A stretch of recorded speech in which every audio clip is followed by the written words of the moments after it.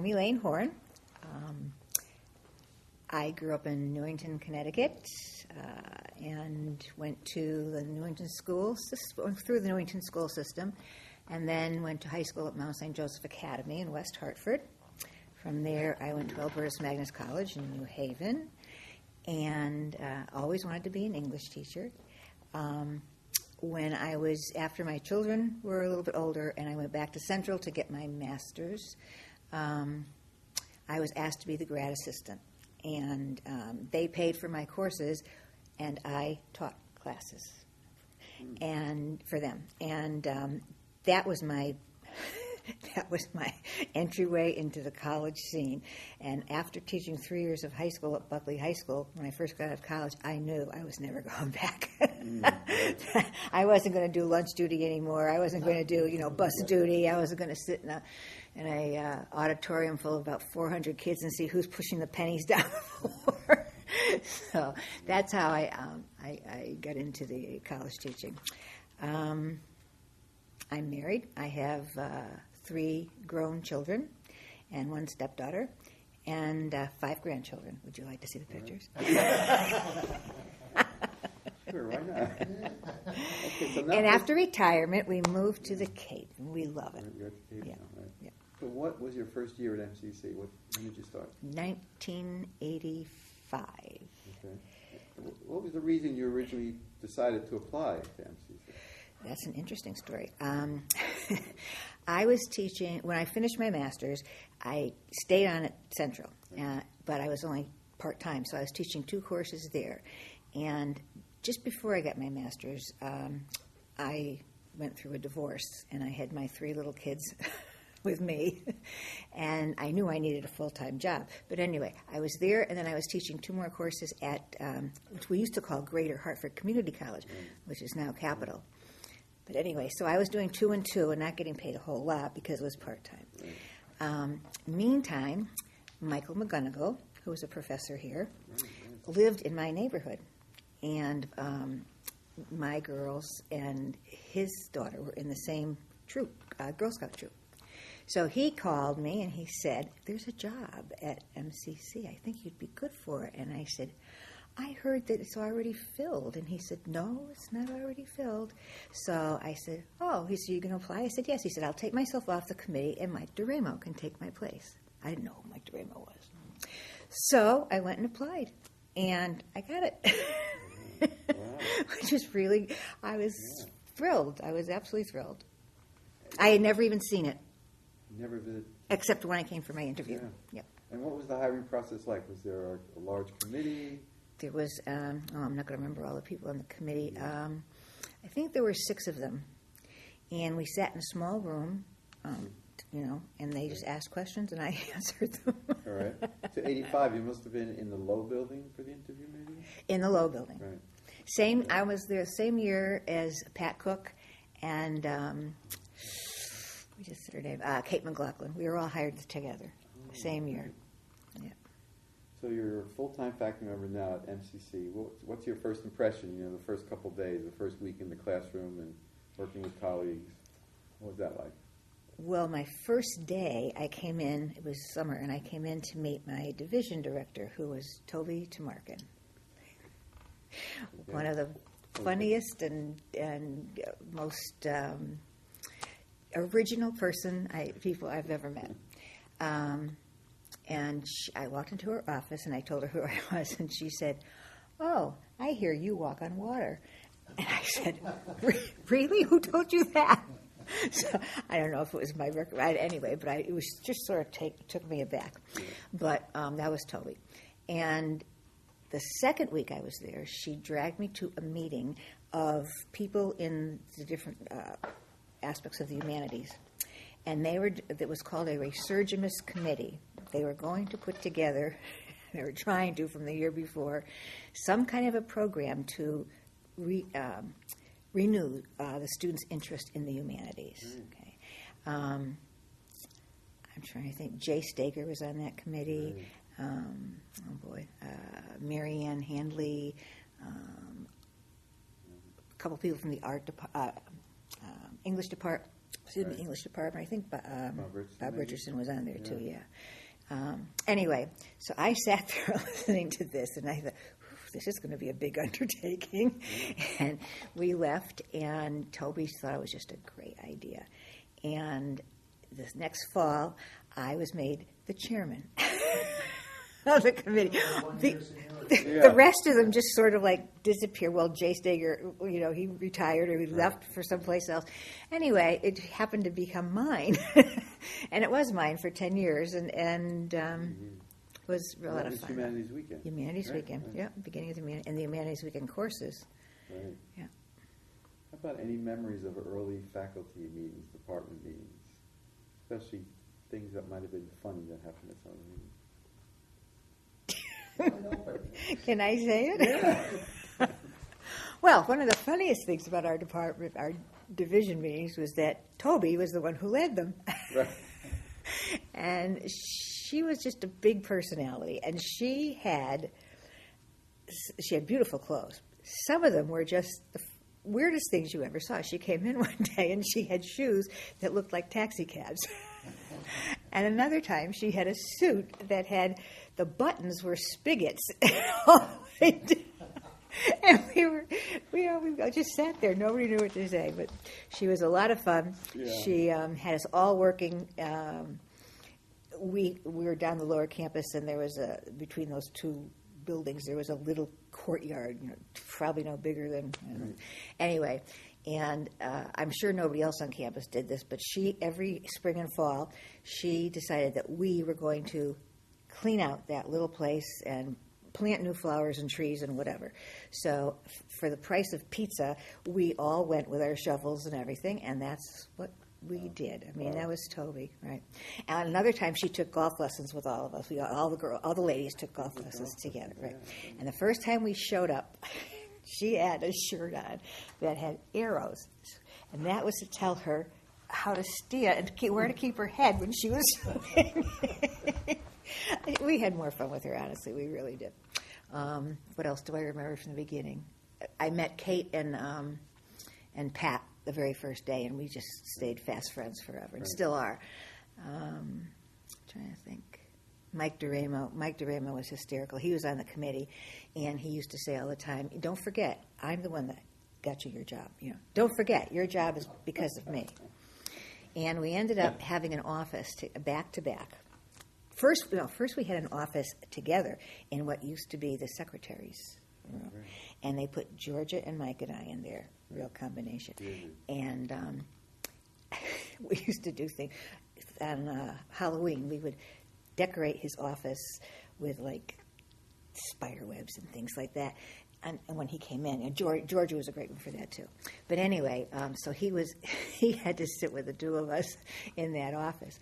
Later on, we ended up with each our own office, but they were back-to-back. Our desks were back-to-back with the wall in between. But the wall didn't go all the way to the top. So you could hear anything that anybody was talking about or whatever. And I'll never forget, one day I had a student. It was very serious. I had a student, and the student was sitting there facing me, and I was at my desk, and I was talking to the student. And all of a sudden, I saw the student go like this. And I said, "What's wrong?" And he said, and I looked up, and DeRamo was hanging over the piece at the top and making faces at the student. But I have to say, Mike DeRamo also, as a single parent, I didn't know much about cars and fixing them, and plus I was so busy. Everywhere I would go, I would lock my keys in the car. And then I would call Michael. Like if I had to go grocery shopping, and I'd call Michael. And I can't tell you how many times he came to rescue me from, from these silly things that I got myself into. And one day, I don't really know why, but I brought my mother with me. I think she might have been living with us at the time. I brought her with me because I had to pick something up. And he had met her only once. And he came out and he said to her, "I would have married your daughter, but she's too much trouble." Typical Michael. Typical, right? Yeah. Wow. So what's your image of the college today compared to when you first came, when you were first teaching? Has the image changed, do you think, as far as the community and students? Well, I haven't, we've been at the Cape for 8 years now, Right. so I don't know too much about the students. Yeah. In 1985, when we were hired, myself and Pat and Kate and the others, there were those little I used to call them Quonset huts, whatever, trailers, whatever they were, and that was the whole lower campus. Right. And one building, the low building, was brand new. Right. And so the math and science division and the humanities division were in those two little buildings right next to each other on the lower campus. Right. And that was it. I mean, that was really it in 1985. In 2003, when I retired, I remember writing my retirement letter to the president, and I said, I am sitting here in the Eiffel Tower in my beautiful office, and teaching classes in rooms that are fully, what's the word I want to say? All the technology. Yeah, with all the technology. I remember you could walk in the door and the lights would go on. Right. And if it was too hot, it would cool down by itself. You almost didn't have to do anything. Yeah. And of course, the beautiful tower and the high school. That was another thing. The high school, Right. we were just planning it when I left. It hadn't even taken shape yet. So it's a big difference. And even just driving up today, it's been a long time since I've been here, and driving up Great Path, I said, wow, this is really amazing. Yeah. And I'm involved in the community college at the Cape, and when I come here, I think, and it's a very nice school and on a nice piece of land, but this is like a dock out. Yeah. Wow. Although we always missed those of us who were down there. No matter how nice the buildings were, we missed it down there. It was like a big family. Right. Yeah. There was something about those two buildings, too, Yep. the way people And hung out together. And, Yep. Yeah. Sure did.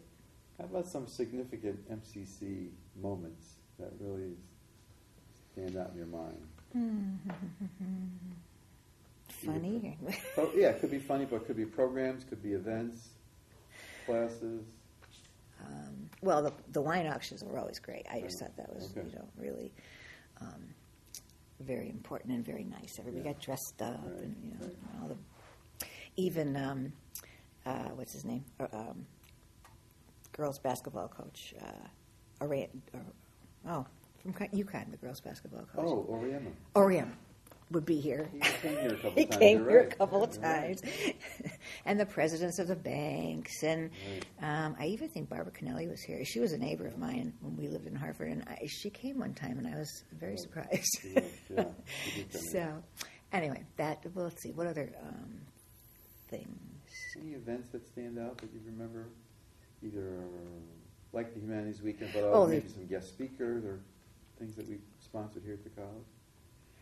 I remember, this isn't at the college, but I was on that committee. I was co-chairman with Alfred, Dean Alfred Carter. And of a committee about retaining, was a retention committee. Right. Yeah, right. And we ended up, Alfred and myself and Kathy Pitaro and a couple of others, Yeah. I can't remember, taking a train down to Washington, D.C. to this huge, huge conference of people from community colleges from all over the country. Yeah. And that was really quite interesting. That was a very interesting trip, and we had a lot of fun, too, on that trip, so that was good. Another time, Kathy and Mariana and I represented the English department in New York City at another conference. Okay. And we didn't notice until we got into the elevator, and I looked down, and Kathy had 2 different shoes on. So we still kid her about that. I'm going to remember that. We used to have our department meetings and division meetings sometimes, like at some of the people's houses, and Right. we just had a great time. It was Yeah. a lot of fun. It was a lot of Can I fun. get you back to Humanities Weekend for a moment, because you were such an instrumental player in that, literally. I mean, it was you. Can you talk about that whole process, how it evolved, and who got engaged in it, and how did you get to where you were? Well, I said before, it started, Toby brought me that, I was only here a couple of weeks, hadn't even started classes, she brought me to that committee, and then, we talked about how could we do this? How could we get these students to be more interested in the humanities? And it sort of came up that, maybe we should bring them here for some entertainment or something. So the next year was the first year, and that's all it was a weekend that we planned. And they had all kinds of, projects to do or people to watch, and we did music, and we did history, and we did poetry, and all kinds of different things. And that was a huge success. We had, I think, 200 students. But we just couldn't give a weekend every year. So then we started talking about how can we connect it to a class. And it started with English 111, the freshman comp, and we attached it to that. And instead of 3 credits, if you did the humanities weekend, you had to do extra work for that course, and then you had to go to the weekend. You got 4 credits. By the time, I think 2 years later, we had decided it would fit much better with 120, Introduction to Literature. Right. So we had, I think it was 4 sections every semester of 120 WE. Right. And at that point, we made a workbook, a big workbook that got printed every semester because we had different exercises for them to do, which, it wasn't the same literature they were learning as part of the literature class. This was to get them ready for the weekend. And it got better and better as time went on because we started to get people from the school to be part of it. I mean professors and people like that. So probably at its height, we had Toby Tumarkin was doing a icebreaker the first day. It was on a Friday evening, Saturday morning, all the way to late Saturday afternoon. So her icebreaker was something called Hokies and Helots.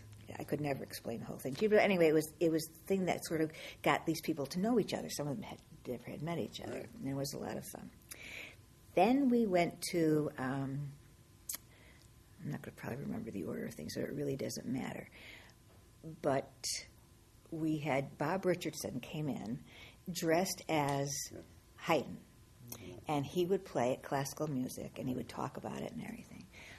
He had the whole outfit. He really was quite the guy. Yeah. And then, Chuck. I'm trying to think. You did Mark Twain. That's right, Mark Twain. You read the War Prayer? Yeah. Yes, right. That was very good too.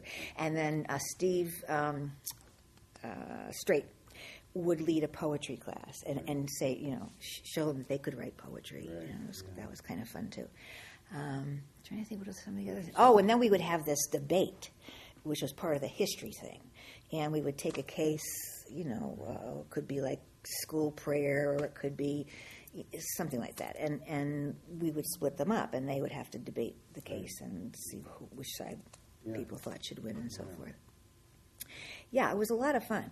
We would have a catered dinner on Friday night, and we would have, on Saturday morning, we would have breakfast, usually donuts and stuff like that.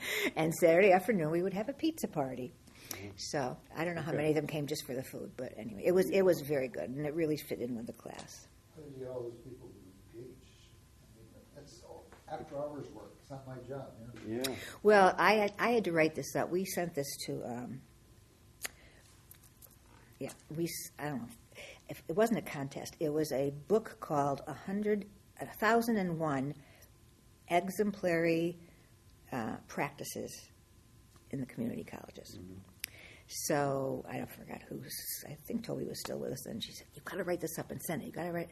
And we were accepted, and we were written up in that book, which was really kind of interesting. But anyway, that was one of the things when I wrote it up. At the very end, I was looking at it again today. At the very end, I said, we could never do this without all the faculty members who gave not only their weekend, but the extra time to teach the class and everything, and never got anything in return. No remuneration at all, nothing. And it got to be known around here, and so I started being asked to go to the different community colleges and present it. Right. And we even went to, I think it was another place in New York where we presented it. And everybody thought it was wonderful until somebody raised their hand and said, and do they get extra pay for this? And we said, no, they do it for nothing. Every year, twice a year. And I said, they'd never do that at our school. Right. So it was really a testament to the people here who It was. Yeah. And, that speaks to many of the comments we've heard is about this kind of spirit and camaraderie here and people willing to work together. Could you just talk a little bit more about that? I mean, Humanities Weekend was a great example. Any other examples like that where you felt that spirit was here? Well, particularly, I mean, we made a big to-do when they were going to, the people down the hill, we made a big to-do when they were going to have the new building because many of us were in on with the architects and the plans and we're looking, and we kept saying, the people down there, the hill, kept saying to the architects, we love it down here. I know the buildings look pretty crummy, but we love it down here, and it's like a family. Right. And if we had our way, we'd stay here, and you could put everybody else in the new building. So they sort of got the idea that we wanted something where we would all see each other, and you would just walk around those buildings, and you'd see everybody's office. You could talk to everybody. You could share things. So that's how the tower came to be. Right. They came with that beautiful tower. It was close contact all the time in that one yes, section. Yeah. It didn't really replicate the experience we had down there. But you did get to see everybody, and it was kind of cold in a way. I think students didn't just hang out there and like they used to. Well, that's the difference. The students didn't really come and hang out there. Faculty East and Faculty West, you had students walking through all the everywhere. time. And then there was between our two buildings and the art department on the other side, there was I don't know what you'd call it. It was like a well with steps going down, and it had picnic tables and everything. So students were always out there. Right. We used to, on a nice day, we'd take our class out there and do the class there. It was a really... Steve Strait would do some poetry readings out there. Poetry readings, and he would have open mic poetry readings so that anybody could come up and read their poems if they had poems. Yeah, that's nice. And one of the other nice things, I don't know, maybe Steve, if you interviewed, maybe already spoke about, I always thought one of the really nice things was that we were part of a poetry circuit. For all the colleges, or most of the colleges, didn't make any difference if it was Yale or community college or whatever, in Connecticut. And because of that, the people who ran the poetry colleges and all the different poetry readings in all the different colleges, they were able to get people to come, famous poets, to come and give a reading here because they would do, let's say they'd do a reading here on Monday night, and maybe Tuesday afternoon they'd be at Wesleyan doing a reading, and maybe Tuesday night they'd be someplace else. And so, we could, if they stayed for 3 or 4 days, it was like we only had to pay once. We would pool our money and pay them. Whereas if, they had to come 4 different times, it was going to be expensive for any college that had them. And we had wonderful, wonderful poets here, and I always thought that was just really a great thing to do, and that whole, collaboration of all the colleges together. Other thing is, I had a collaboration with Trinity College. I'm not, I got to remember how I got into it. Wow. A woman from Trinity College called me and said that she had some students that I had recommended from here to go to Trinity. And she said they were wonderful writers, and they were really, she said, you think maybe we could form a partnership? So we did. And for years, we had this partnership where I would send her, if students wanted to go, and they were good, I would send them over there, and she would make sure that they were in good classes with the right professors and everything. And so we had this, I think, 8, 9, maybe 10 years that we did this. And then she, on the other hand, would, when she was recruiting people, she would look for the things that our students had that I sent there. So it was very interesting. It was nice, and it was, we ended up having a really nice collaboration with them, and the whole English department went to meetings there, all kinds of Right. Well, thank you. thank you for coming. But anything else that you want to add? We're done with the question section, but anything else you want to add about your stay here at the college? And you retired in 2003. Okay. Yeah. I loved it. The time when I was here, the people were wonderful. I mean, I suppose they are now, but I don't know many of them anymore. But, the faculty was wonderful, and the secretaries, I mean, it didn't make any difference, Everybody was very friendly and very nice, and I just thought it was the greatest place to work. I said before that we became very good friends, some of us. And it wasn't just friends here at work. It was friends outside. Right. We took the golf lessons together and all that. And then come to find out, when our children were old enough to go to high school, 3 or 4 of us had kids who were at East Catholic High in the same class. Right. So then the kids knew each other. Right. And then we used to do so many things outside of the college that the husbands knew each other. And we still do. I mean, we still, this past, last 2 years in a row when we've gone to Florida, we go down, we have our own place, but then we go down to Fort Myers and we see Pat and George Cook, and we see Dean. Jack Gannon and his wife. Right. And a whole bunch of people. Kate McLaughlin and her husband usually sail down. They do. I know they're still doing that. Yeah. Right. So it was just a very close group, and it was special. I mean, it was special. Everybody really appreciated everybody else, and I don't remember any really terrible fights or where people weren't speaking to each other. And I won't mention it again, but I came from another school before I came here where the English department couldn't have a meeting because they didn't like each other, any of them. And the same fella, who ended up being a friend of mine, was the chairman of the department for umpteen million years because nobody else would get it if they all voted. They just would not. Yeah. So it wasn't like that here. We didn't have that here. It was really nice, really nice. And I just think it was a great place. I still think the community college is the best bang for your buck, I guess. Right. But not only that, just the things that it does. Up at the Cape now, I'm not teaching in the community college, but they have something we should think about here. They have something called ALL, and it's the Academy of Lifelong Learning. Okay. Now, remember we used to have older adults? Right. Academy of Lifelong Learning sounds a lot better than older adults. Right. And we only had a couple of things here. They're celebrating their 25th anniversary. They have 1,000+ students, 55 and over. And they offer every semester 100+ courses. And we have our own section of the building and everything. And it's the people who take the courses who are part of that 1,000 are the people who offer the courses. So, and it doesn't, I do women in literature because that was my favorite one when I taught here. But there are people who, were probably, doctors or something, but their real passion is growing tomatoes or something else. And so there's all kinds of, or maybe they speak another language or something.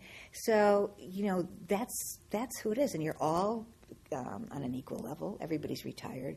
And most of us are wash ashores. We were born there. So they've come from all kinds of places. They've had incredible educations and incredible paths.